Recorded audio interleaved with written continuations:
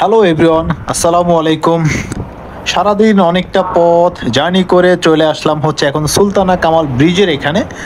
অনেকে আমরা এটাকে ডেমরা ব্রিজ নামেই চিনি সবাই। তো এখন হচ্ছে প্রায় সন্ধ্যার সময়। ইচ্ছা ছিল ভুলতা গাউসিয়া হয়ে যাওয়ার জন্য, কিন্তু জ্যামের কারণে দিক দিয়ে চলে আসলাম। এই ব্রিজটা হচ্ছে 2 লেনের ব্রিজ। আমি এতদিন ধারণা করেছিলাম হয়তোবা ব্রিজটা 4 লেনের, কিন্তু এখন এসে দেখলাম যে ব্রিজটা হচ্ছে 2 লেনের। ওয়াও, সূর্য ডুবার আগ মুহূর্ত দেখেন ব্রিজের উপর থেকে সূর্যর হলুদ আভাটা মানে প্রজ্বলিত অবস্থায় আছে, খুব সুন্দর লাগতেছে দেখতে অবশ্য। ঢাকা সিলেট মহাসড়কটা 2 লেনের হওয়ার কারণে এই রাস্তাটাতে অনেক জ্যাম থাকে, বিশেষ করে কাঁচপুর ব্রিজ পার হওয়ার পরে একেবারে নরসিংদী যে পাঁচদোনা পর্যন্ত, এই পর্যন্ত মোটামুটি অনেকটা জ্যাম লেগে থাকে। পাঁচদোনার পরে জ্যামটা একটু কমে যায়, কারণ ওইদিকে হচ্ছে রাস্তাটা একটু চওড়া, আর ওইদিকে গাড়ির চাপটাও মোটামুটি কম, বিশেষ করে এদিকে বাবুরহাট মানে এদিকে পাইকারি মার্কেটগুলো থাকার কারণে হচ্ছে জ্যাম থাকে ভুলতা গাউসের এদিকে। আমি জ্যামের কারণে এখন এদিকে চলে আসছি, বাট কি করব, যে চিন্তা করেছিলাম ওইটার উল্টা হয়ে গেছে। আমি চিন্তা করেছিলাম যে রাস্তায় জ্যাম থাকবে না, বাট জ্যামের কারণে এখন আস্তে ধীরে পার হইতেছি ব্রিজ। কিছুক্ষণ আগে হলে হয়তো এটাকে ওভারটেক করতে পারতাম, এখন আর সম্ভব না, কারণ প্রচুর পরিমাণে গাড়ি আছে এখন। ওভারটেক করাটা জরুরি না, এখন ওভারটেক করা যাবে।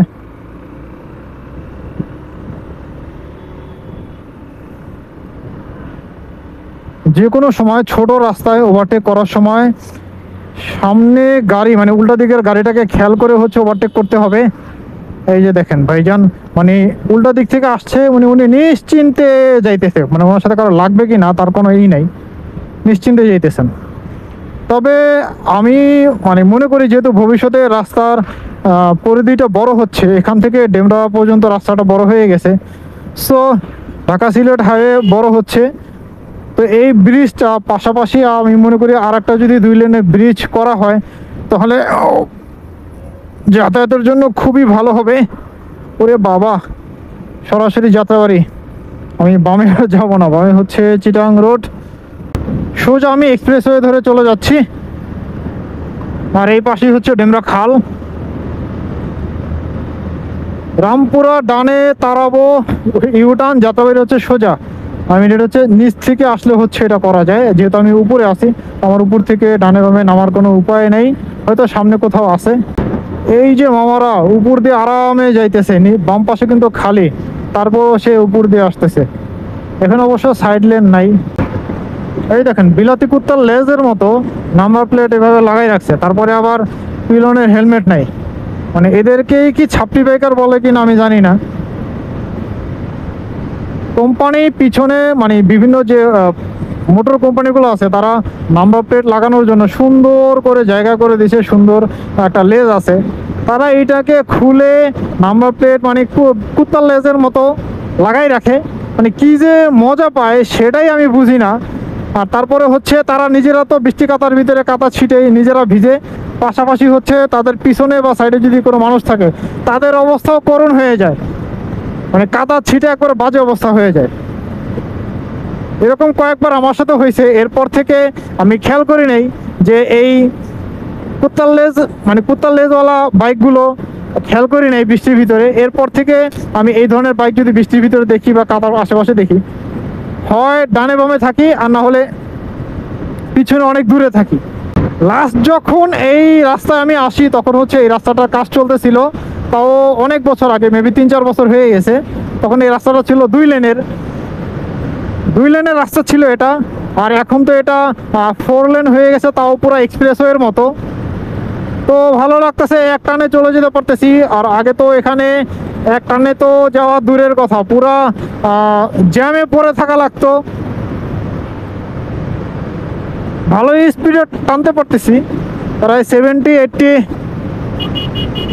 এখানে যেহেতু সাইড লেন নেই তাই অটো রিক্সা এগুলো উপর দিয়ে যাইতেছে, এখানে কিছু করার নাই, জায়গা নাই ওনাদের জন্য, এটাই ঠিক আছে। কিন্তু বাম সাইডে আবার সাইড লেন আছে, সাইড লেন থাকা সত্ত্বেও বাম পাশে অনেক গাড়ি হচ্ছে তারা উপর দিয়ে চলে আসে। আচ্ছা, এই সামনে যে গাড়িটার মনে হয় কোনো সমস্যা হয়েছে। ও, একবারে হাইওয়েতে। এরকম একটা হাইওয়ের উপরেও এরকম অটো রিক্সা যে মোটর লাগানো ভ্যানগুলো আছে দেখেন কি কাউতালি করে উড়াধুরা টেনে যাইতেছে। এটা আসলে কি বলবো, মাঝে মাঝে দেখা যায় যে এই রাস্তাগুলোতে খুব একটা অ্যাক্সিডেন্ট হয় এই অটোগুলার উল্টাপাল্টা রাইড করার কারণে। সন্ধ্যার আগ মুহূর্ত 6টা 10 বাজে। আজকে মেবি 6:30 হচ্ছে মাগরিবের আজান। তো আবহাওয়াটা সুন্দর লাগতেছে, একেবারে নিট অ্যান্ড ক্লিন একটা আবহাওয়া মনে হইতেছে আমার কাছে। মাঝখানের এই আইল্যান্ডগুলা মানে অনেকটা উঁচু করে দিচ্ছে যাতে সহজে কেউ এখান দিয়ে পারাপার না হতে পারে। তারপরও আমরা বাঙালি জাতি, আমরা এগুলা দিয়ে মানে পারাপার হতে বেশি স্বাচ্ছন্দ্য বোধ করি। অনেক জায়গায় আছে, যেমন এই যে একটু আগে দেখলেন, সামনে হয়তো আরও চোখে পড়বে, অনেক জায়গায় ফুট ওভার ব্রিজ দেওয়া আছে। যে জায়গাগুলো তাকে ফুট ওভার ব্রিজ ছিল না, ওইগুলো ছিল শুধুমাত্র জেব্রা ক্রসিং। এই দেখেন বলতে বলতে সামনে চলে আসলো। তো আমরা ডেমরা ব্রিজ থেকে এই পর্যন্ত পুরো এক্সপ্রেসওয়েটা ক্রস করে ফেললাম। তো এই জায়গার রাস্তাটা হচ্ছে খুবই ভাঙাচোরা, সেই পুরনো রাস্তাগুলো রয়ে গেছে।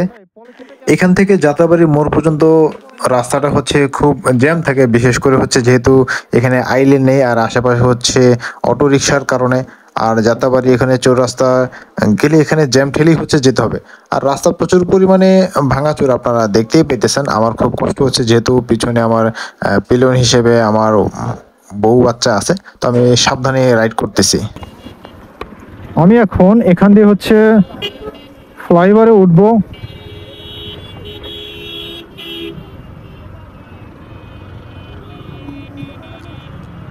চাচা একটু ভয় পেয়ে গেছে, আমি চাচাকে সাইড দিতে চাইছিলাম কিন্তু চাচা দাঁড়িয়ে গেছে। সামনে থেকে আমি ফ্লাইওভারে ওঠার চেষ্টা করব, দেখি ওঠার জায়গা আছে কিনা। আমি জানি না আসলে, এটা তো হচ্ছে ডেমরার দিকে নামার রো এটা। তাহলে আমি একেবারে চানকারপুল গিয়ে হচ্ছে নামবো। আমি বক্সিবাজারে ঢুকবো, বক্সিবাজারে আমার একটু কাজ আছে। ও রাস্তা, দেখি সামনে ওঠার মতো কোনো ওয়ে আছে কিনা। মনে হয় নাই উপরে ওঠার মতো, ওঠার কোনো ওয়ে নাই।